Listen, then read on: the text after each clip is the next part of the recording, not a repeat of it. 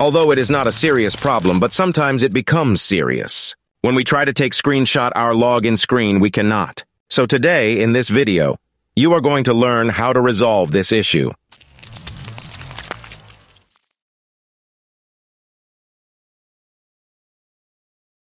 Type here, snip and sketch.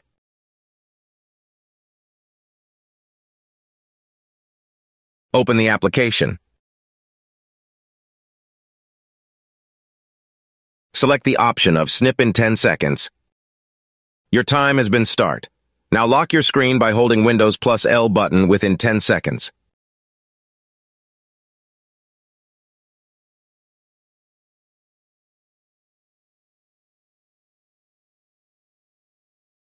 Now drag your mouse cursor left top corner to right bottom corner for full screenshot. Now save it. That's all.